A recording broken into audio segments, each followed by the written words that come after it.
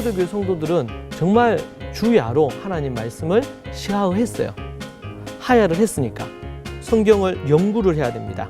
앞에서 말씀 읽고 하야하고 시하하는 거, 하가하는 거 중요해요. 그런데 여기에만 그쳐버리면 안 돼요. 그리고 또 토론하면서 협상력을 길러야 돼요. 내가 주장하는 거, 상대가 주장하는 거, 이걸 끝까지 막 고수하는 게 아니고 논리적으로 어느 것이 더 합리적인가, 어느 게 맞는가, 이렇게 해서 때로는 내 걸 포기해야 될 수도 있어요.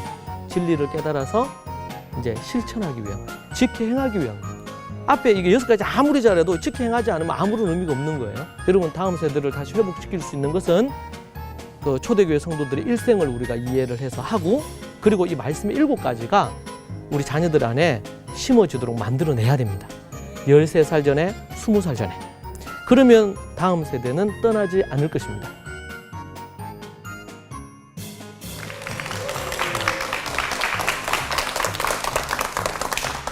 안녕하세요. 부모 세움의 권창규 박사입니다. 전 세계 잃어버린 다음 세대를 회복시키는 사명 감당하고 있습니다. 반갑습니다.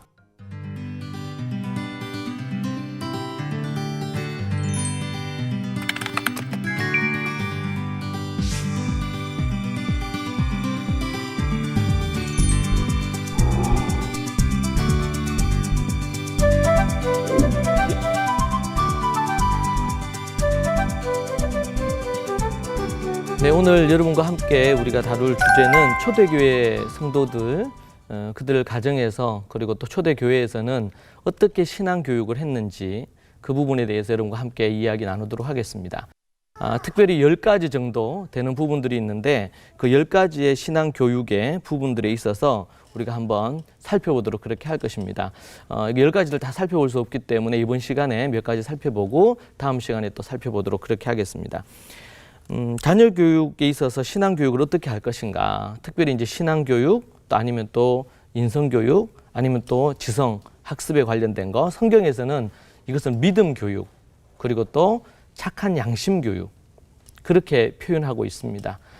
신앙에 있어서, 믿음에 있어서 어떻게 교육을 할 것이냐, 그 부분에 대해서 여러분과 함께 나누도록 그렇게 하겠습니다.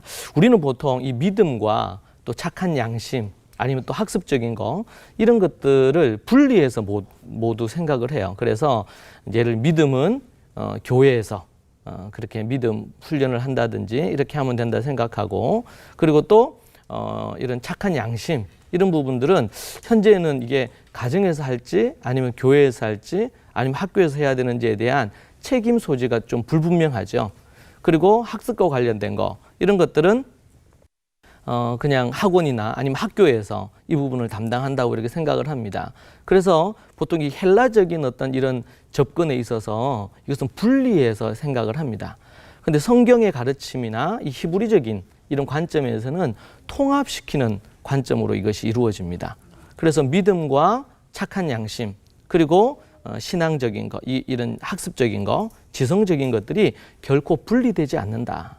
그 좋은 예가 이 믿음이라는 이런 단어도 같은 맥락에 있습니다. 우리가 보통 믿음 그러면은 우리가 보통 생각할 때는 예수님을 믿는다고 입술로 고백하는 것, 그리고 내가 믿는다고 사람들 앞에서 자신을 드러내는 것, 그러면 이제 그 믿음이 있다, 이렇게 이제 생각을 한단 말이죠. 그것도 뭐 틀린 건 아니에요. 매우 중요한 부분이에요. 그런데 이제 믿음이라는 이 단어의 히브리어 에무나라든지 또 이 성경에 나오는 믿음이라는 단어는 그것은 믿는다고 고백하는 것뿐만 아니라 그것에 맞게 삶을 살아가고 행하는 그것이 같이 포함이 된 것으로 말하고 있습니다. 그래서 이 믿음이라는 이 에무나라는 단어는 단순히 믿음이라고 이렇게 표현되는 걸 넘어서서 신뢰한다, 의지한다, 그분만 신뢰하고 의지한다. 그래서 그것이 이스라엘 사회에서는 신용이라는 단어로 사용되어지는, 그런 우리가 보통 신용사회다 이런 표현을 하잖아요. 그럴 때 그 부분이 또 사용되어지기도 합니다. 또 하나의 단어는 이제 우리가 잘 아는 안다라는 단어죠. 야다라는 단어도 그런 단어에 속합니다. 단순히 그 사람을 그냥 지나가면서 얼굴을 봐서 한번 알 수도 있죠. 그리고 또 그 사람과 함께 뭐 차를 마셔서 알 수도 있어요. 그런데 그런 경우가 아니고 한 집에서 살고 또 부부로서 한 가족으로서 그 사람을 아는 것은 또 전혀 다른 의미가 되겠죠. 그런데 성경에서 안다, 야다라는 이 단어는 체험적으로 그 사람을 겪어보고 경험해서 그 사람을 아는 그런 모습을 안다라고 표현을 하는 것입니다. 자, 그런 부분에서 우리가 이제 이 어떤 표현을 하는 개념, 단어의 개념에 있어서 통합적인 시스템을 갖는다. 우리가 생각을 해야 돼요. 그래서 우리가 교육이라 그럴 때도 그 교육은 단순히 우리가 믿음 교육 아니면은 또 착한 양심 교육 아니면은 또 지성 교육 이렇게 얘기할 때 그것은 다 분리된 것이 아니고 하나의 몸처럼 구성이 돼 있는데 그 안에서 역할이 좀 다른 모습을 갖고 있다. 그리고 이거는 분리될 수가 없다. 그래서 그들에게 있어서 말씀을 공부한다 아니면 공부한다는 이 단어 자체도 우리는 공부한다 그러면은 뭐 영어를 공부하거나 뭐 수학을 공부하거나 이런 것을 우리가 공부한다고 보통 생각을 하잖아요. 우리나라에서는요. 근데 이스라엘에서는 공부한다 그러면은 그들이 딱 떠올리는 것은 뭐냐면 하나님의 말씀, 토라, 하나님의 성경 말씀을 연구하는 것. 이것을 딱 떠올리는 거예요. 그러니까 개념 자체가 다릅니다. 그렇다고 해서 일반 학문을 공부하는 것, 그거는 공부가 아닌가? 그렇진 않죠. 말씀을 공부하는 것, 그리고 또 이 세상에 필요한 일반 학문을 공부하는 것이 이 말씀으로 출발을 해서 일반 학문에까지 연결이 되고 이어지는 것입니다. 자, 우리가 이런 관점에서 우리가 생각하는 건 매우 중요하다. 그래서 초대교회 성도들의 믿음 교육을 우리 생각할 때도 그런 관점에서 제가 여러분들 믿음 교육, 또 착한 양심 교육, 그리고 또 우리 지성, 학습과 관련된 부분들에 대한 얘기를 여러분과 몇 차례에 걸쳐서 함께 이제 할 건데요. 그럴 때 여러분들이 꼭 잊어버리면 안 되는 것은 이것은 분리해서 생각하지 않고 통합시켜서 여러분들이 생각을 하셔야 됩니다. 자, 그래서 먼저 우리가 이 믿음과 착한 양심과 학습, 지적인, 지성적인 이런 게 있다면 그런 부분들에 있어서 먼저 이 믿음 교육에 우선권을 둬야 됩니다. 믿음에 어떤 분들은 그렇게 얘기해야죠. 지금 공부할 때는 열심히 공부하고 믿음 생활은 대학 들어가서 하고 결혼하고 나서 하고 이렇게 이제 얘기도 한단 말이에요. 그것은 바른 접근이 아닙니다. 믿음 위에 덕을 세워야 되고 그 덕 위에 지식이 이루어져야 되는 이런 패턴에 대한 분명한 성경적인 이해가 없으면 더 큰 문제들이 많이 발생하게 되고 제가 앞에서도 말씀드린 것처럼 95%의 우리 믿는 집의 다음 세대가 이 교회를 떠나고 하나님을 떠나고 신앙을 믿음을 버리는 가장 큰 이유는 우리의 이 우선권을 믿음, 신앙에 초점을 두고 교육하지 않기 때문인 것입니다. 자, 그런 관점에서 우리가 생각을 해야 되고 미국의 교육 지도자인 우리 테드 트립은 이렇게 얘기해서 하나님께 아이들의 마음이 완전히 빼앗기도록 만들어라. 아이들의 마음이 다른 어떤 것보다도 하나님께 온전히 그 마음이 빼앗길 수 있도록 그분께 맞춰질 수 있도록 만들어라.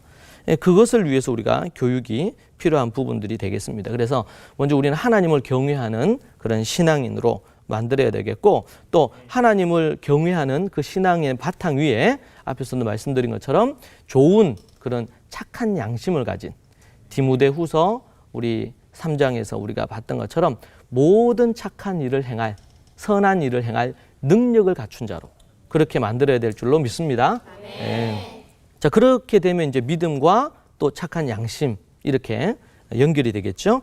자, 그 토대 위에서 하나님의 이제 믿음을 교육하기 위해서 하는 여러 가지들 그리고 지난 시간에 우리가 봤던 것처럼 말씀에 초대교회 성도들은 몇 가지 한다 그랬어요?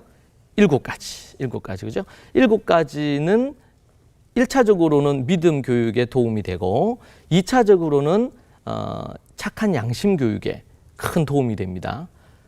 그리고 더 나아가서 그렇게 말씀의 7가지를 부지런히 훈련하고 이렇게 하면은 학습적인 탁월함을 가질 수 있는 그런 부분들이 된다고 여러분에게 말씀을 드렸습니다. 그래서 믿음 교육을 바탕으로 결국에는 이런 학습적인 거, 지성적인 거 이런 부분들이 같이 통합적으로 이루어져야 된다.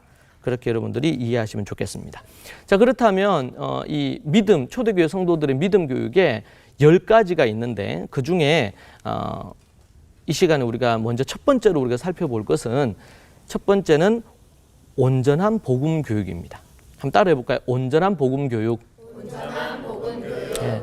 우리는 첫 번째에 있어서 온전한 복음 교육에 대한 얘기를 우리가 다루어야 되는데 제가 이제 이런 초대교회 성도들 또 초대교회 유대인 우리 기독교인들 또 관련된 어떤 얘기를 하고 또 그러다 보니까 제가 유대인 교육에 관련된 그 뿌리에 대한 얘기를 할 수밖에 없지 않습니까?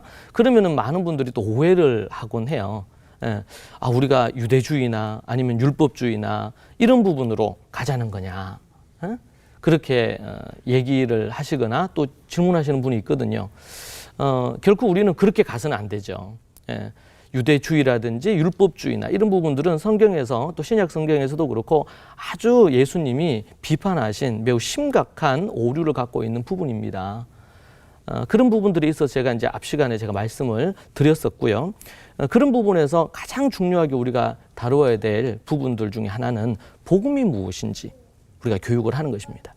제가 우리 이제 캠프도 그렇고 또 아니면 학생들에게 이 복음이 무엇인지를 아이들에게 가르칩니다. 예를 들면 캠프 때는 한 6시간에 걸쳐서 이 복음의 6가지 요소에 대해서 설명을 하거든요. 그리고 또 한 번씩 아이들에게 1시간씩 이 복음이 무엇인지 설명을 합니다. 근데 제가 이제 그런 캠프를 하고 나서 아이들이 이제 쓴 소감이나 이런 걸 읽어보면 참 놀라운 거는 자기들이 이때까지 태어나서 한 번도 이 복음에 대해서 이렇게 깊이 있게 또 길게 또 자세하게 복음에 대해서 들은 적이 단 한 번도 없다고 얘기하는 학생들이 너무 많아요. 예. 우리가 이제 간단하게 복음을 소개하는 거 이것도 매우 중요합니다. 그래서 뭐 이제 3분 안에 한 5분 안에 짧게 이 복음을 우리 전도하기 위한 목적으로 소개하고 또 연습을 해서 복음을 전하는 건 너무 중요하죠. 그러나 이 복음의 이 깊은 부분들을 단순히 그 짧은 시간에 다 얘기할 수는 없거든요, 실제로. 네. 그것은 이제 우리가 복음을 전하기 위해서 간략하게 만들어 놓은 그런 부분일 것이고요. 그래서 이제 우리 신약에도 보면은 복음서 이러면 마태복음, 양이 방대하죠. 예, 마가복음, 사복음서 자체가 복음을 전하기 위해서 쓰여진 책인데 이 내용이 그 깊이나 그 내용이 적은 내용들이 아니죠.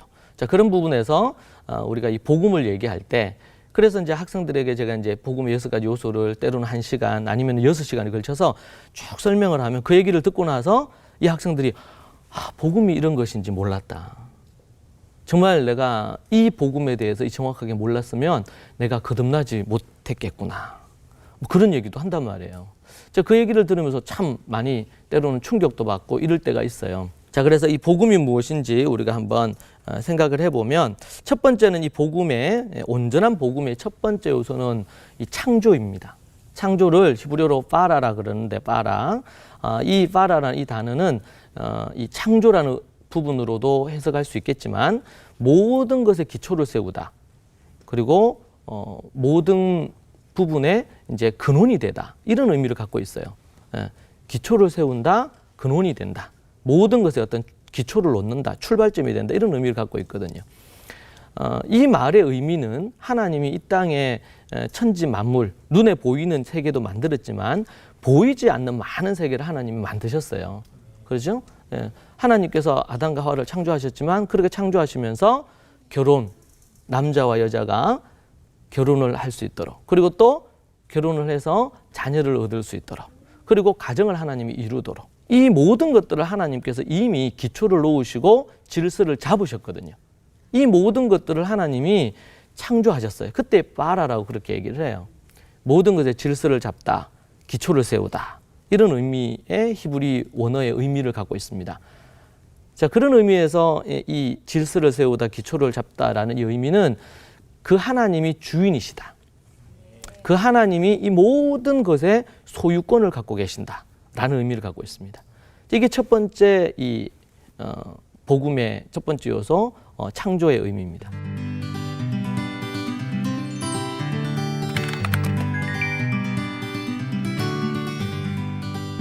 두 번째는 뭐냐? 이 창조의 의미가 그분이 기초를 세우다, 질서를 잡다라는 의미인데 그런 부분들에 있어서 이 질서를 깨트리고 그리고 기초를 깨트리고 하나님이 주인이시고 하나님이 모든 것의 소유권을 갖고 계시는데 인간이, 사람이 자신이 주인이 되려고 하고 자신이 모든 것의 주도권을 갖고 그렇게 모든 것들을 결정하려고 하는 것, 그것을 죄라고 표현합니다. 그래서 우리가 이제 복음을 소개할 때 원을 그려서 그 중간에 이제 보좌가 있고 거기에 내가 있는지, 나가 있는지 아니면은 십자가 우리 주님이 계시는지. 예. 그래서 거듭난 모습은 어떤 거예요? 그 보좌에서 내가 내려와 있고 주님이 거기 앉아 계시고 나는 그 주님의 말씀에 순종하면서 인생의 모든 결정들을 내가 하는 거죠. 그런데 아담과 하와가 선악과 하나님 먹지 말라는 따먹으면서 어떻게 했어요? 유혹할 때 이것을 먹을 때는 네가 정녕 하나님과 같이 된다. 그러니까 하나님이 되도록 부추겼어요, 사단이. 근데 거기에 어떻게 해요? 이 아담과 하와가 선택을 하죠. 예. 자기가 하나님이 되려고 한 선택을 한 것입니다. 그러니까 뭐야? 빠라를 깨트린 거예요. 질서를 깨트리고 모든 것의 기초를 깨트린 겁니다. 그래서 결국에는 이게 이제 죄가 되고요. 이 죄로 말미암아 사람이 죽음, 사망에 이르게 된 것이죠. 그래서 우리가 복음을 얘기할 때 바로 십자가나 아니면 죄로 가기보다 정말 우리의 주인이 누구시고 우리가 어떤 존재인지에 대한 그리고 하나님이 누구신지에 대한 이 전제를 명확하게 한 가운데에서 그 토대에서 죄가 무엇인지. 자, 이런 죄인은 어떻게 구원을 얻을 수가 있나요? 아무리 착한 일을 많이 한다고 해서 이 죄를 해결할 수 있느냐? 그럴 수 없습니다. 그래서 인간이 죄를 범하고 나서 그 다음에 등장하는 게 뭐냐면 하나님께서 이 아담과 하와를 위해서 짐승을 잡아서 가죽 옷을 입히시죠. 예, 결국에는 피가 없이는 죄사함이 없어요. 그래서 유월절 어린 양으로 오신 우리 예수님이 하나님이 보내신 어린 양 예수님이 십자가에 달려 죽으시고 부활하심으로 말미암아 우리의 모든 죄를 사하시는 그런 일을 감당하십니다. 그것이 바로 이제 십자가에 해당되는 거예요. 그리고 십자가는 우리를 대신해서 죽으시는 것이고 더 나아가서 부활하신 것은 사망 권세, 모든 무덤에서 사망에서 예수님이 다시 살아나심으로 죄의 모든 권세를 완전히 무너뜨리시는 그런 부분들이 이제 십자가와 부활의 의미입니다. 그러니까 우리에게는 십자가와 부활 외에는 구원의 길이 없습니다. 그래서 이제 유대주의나 아니면은 율법주의나 유대교회에서는 이 죄에 대해서 별로 강조를 안 합니다. 그리고 원죄에 대한 개념도 사도 바울이 로마서에서 얘기하시는데 없어요. 유대교회에서는. 예. 그러니까 죄에 대한 강조가 별로 없죠. 그러니까 당연히 구속의 개념이라든지 이런 부분에 있어서도 많이 약합니다. 이건 전혀 다른 어떤 측면을 갖고 있습니다. 이제 그런 부분에서 초대교회가 이 죄에 대한 의식 아니면 또 십자가와 부활에 대한 믿음을 갖고 구세주 되시는 예수님을 믿는다는 것은 그들에게 있어서 아주 큰 사건이고 그래서 이제 유대 사회에서는 이단으로 그렇게 취급이 된 거 아니겠습니까? 이제 그런 부분들이 있어요. 자, 그렇다면 이 십자가와 부활 사건이 있는데 이 예수님의 십자가와 부활로 말미암아 구원을 얻게 되는데 그러면은 우리가 할 건 아무것도 없느냐 이렇게 얘기할 때 그 다음 다섯 번째 요소는 회개하는 것입니다. 이때까지 죄는 자기 원하는 대로 이렇게 자기가 하나님이 되려고 자기 원하는 대로 살았다 그랬잖아요. 그런데 이제는 이제 하나님이 원하시는 대로 나를 위해 십자가에 죽으시고 부활하시고 이 예수님을 보내신 하나님을 믿는 믿음 안에서 살기 위해서 자신의 삶의 방향을 가던 길을 방향을 바꾸어서 반대로 유턴하는 거죠. 이것을 회개라고 합니다. 회개는 단순히 눈물 흘려서 죄를 깨닫는 것을 의미하지 않고 실제로 삶의 방향을 바꾸어서 자신의 살았던 삶의 가치와 습관과 이런 것들을 방향을 바꾸는 것입니다. 이것이 회개. 그리고 회개하고 그리고 나서는 이제는 더 이상 자기를 위해 살지 않고 오직 하나님의 말씀 따라서 말씀에 순종하면서 내가 살겠다. 그래서 이제 어떻게 뭐가 중요해요? 말씀에 따라 순종해 살아야 되니까 말씀을 읽고 하야하고 연구하고 토론하고 이렇게 하는 게 중요해진 거예요. 이제는. 그것은 뭐라 그러냐면 따라하시죠. 믿음. 그러니까 믿음으로 우리 회개하고 이제는 믿음으로 살아야 됩니다. 믿음으로 출발을 해야 되고 그리고 우리 주님 오실 때까지 믿음의 삶을 계속 이어가는 것입니다. 자, 이 복음의 6가지 제가 여러분에게 간단하게 설명을 드렸는데 이 복음의 내용들을 또 이 한 가지를 갖고 1시간씩 이상씩 우리가 공부를 해도 이 깊이가 대단한 것들이에요. 주제들 하나하나가. 근데 여러분에게 짧게 말씀을 드렸습니다. 이 복음이 무엇인지 이 10가지 우리 믿음의 삶에 대한 것이 있지만 그 부분 중에서 딱 한 가지 가장 중요한 것을 꼽으라 그러면 바로 이 복음의 6가지 요소가 되겠습니다. 믿음은 들음에서 나고 또 믿음은 아이들에게 계속 반복해서 하나님의 말씀을 가르침으로 이루어지고 또 모범으로 보여줘야 되는 것입니다. 집에서 제가 이제 어릴 때 우리 첫째도 그렇고 아이들에게 어릴 때부터 이 복음에 대해서 설명을 했습니다. 이 파라가 무엇인지, 창조가 무엇인지, 죄가 무엇인지 이런 부분. 그 가르치고 나서 매일 그 죄의 요소들이 드러나잖아요. 그럴 때마다 얘기를 해줬어요. 우리 큰 딸이 지우인데, 지우야 그거는 하나님의 권위와 하나님의 말씀에 순종하지 않는 죄야. 네가 네 마음대로 하려고 하는 거야. 그런 얘기를 해줬거든요. 그래서 죄가 무엇인지, 그래서 죄를 한마디로 좀 표현을 한다면 하나님 마음대로, 하나님의 뜻대로, 주인 되시는 그분 뜻대로 안 하고 내 마음대로 하는 거예요. 내 마음대로. 그래서 네 마음대로 하면 안 된다. 내 마음대로 해서 안 돼. 하나님의 말씀대로 해야 된다. 그러니까 자기 마음대로 안 하려고 하니까 어떻게 돼야 돼요? 자기 절제를 해야 되잖아요. 자기 포기가 필요해요. 이걸 성경에는 바울 사도가 뭐라고 하냐면 날마다 내가 죽는다 이렇게 표현한 거예요. 날마다 나를 죽여야 돼. 이것이 거듭난 사람들의 특징입니다. 그래서 예수님이 어떤 서기관과 이런 사람들이 와서 유대인이 물었어요. 어떻게 내가 구원 얻겠습니까? 어떤 사람들은 예수님을 시험하고 공궁에 빠뜨리기 위해서 이렇게 묻곤 했거든요. 그런데 그 사람은 진지하게 물은 거예요. 진짜. 그래서 예수님이 그 얘기를 듣고는 뭐라 그러셨어요? 네가 천국에 가깝구나. 지금 천국에 들어와서 천국 안에 있구나 이렇게 얘기하신 게 아니고 지금 뭐예요? 자기가 구원을 어떻게 얻어야 될지, 참 구원과 천국에 어떻게 들어갈 수 있을지 자기의 마음에 영적인 갈증이 있잖아요. 그걸 예수님께 물었어요. 그렇게 할 때 예수님께서 그렇게 말씀해 주십니다. 그래서 천국에 가깝다.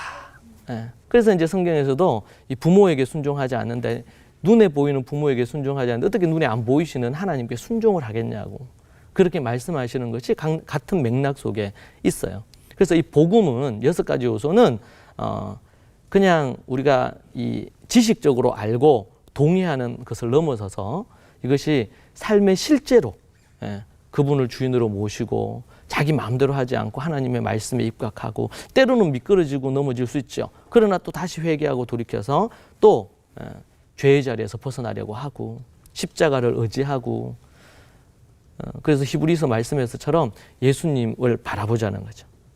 먼저 그 길을 가시고 하신 그 예수님, 십자가의 예수님 바라보면서 날마다 내 자신을 죽이고 예수 그리스도 안에서 다시 또 살아나고, 그래서 주님이 기뻐하시는 그런 어떤 것들을 우리가 처음 거듭남이 출발이 되지만 계속해서 날마다 거듭나지는 삶을 살아야 될 줄로 믿습니다.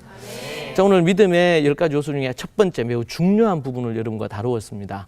이 첫 번째는 나머지 9가지를 다 연결해내는 매우 중요한 요소입니다. 여러분들이 기억하시고 우리 부모된 우리들이 과연 이 복음에 합당하고 진정으로 거듭난 부분의 인생을 살고 있는지 먼저 점검하고, 우리 자녀들에게 이 복음에 대해서 부지런히 이 6가지 요소 하나하나를 부지런히 가르치는 여러분들, 또 여러분 가정 되시기를 축복합니다. 네, 감사합니다. 이 프로그램은 백석대학교와 함께합니다.